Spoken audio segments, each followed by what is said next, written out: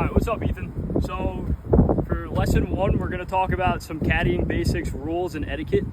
So first off, you're going to usually get a bib like this when you start working in caddying. You're going to get a towel like this. You always want to have a rangefinder because you're going to be getting ranges all day. And then every day you're going to grab a new pin sheet. It's going to look like this.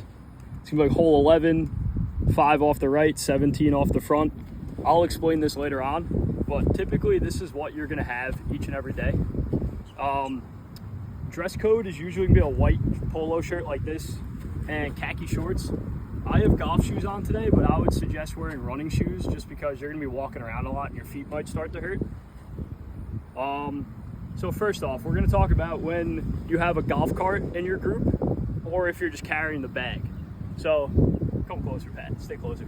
So if you have 2 guys riding on the cart and you're caddying, you're typically going to be out in the fairway, and it's called caddying. So when these guys tee off, your job is going to be to stand in the fairway and find their golf ball. While you're waiting there, you can get the number, the range is ready for them. So by the time they get up there, they're ready to go pick a club. We'll dive deep into that later on. The days you're carrying the bag, you can stay by the tee box with the guys, or you can also caddy. So when you're caddying with the bag, it's the same thing. Head out to the fairway, wait on the side of the fairway, and when they all hit their tee shots, you're going to find their golf balls. So we talked about carrying versus caddying.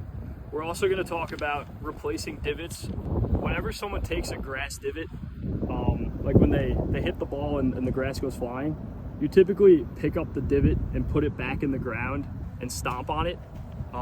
That's something we're going to go through. Here in Florida, we carry sand around.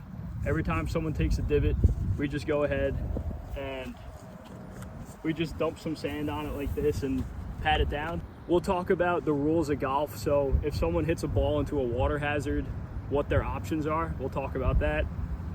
We're also going to talk about where you need to stand so that you're not distracting any golfers that are hitting. We'll also talk about how to be quiet, making sure the golf bag isn't rattling or you aren't speaking while someone's hitting.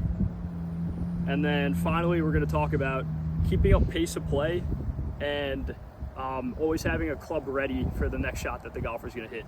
But overall, that gives us a rundown of what I'm going to talk to you about today. So yeah, let's dive into it.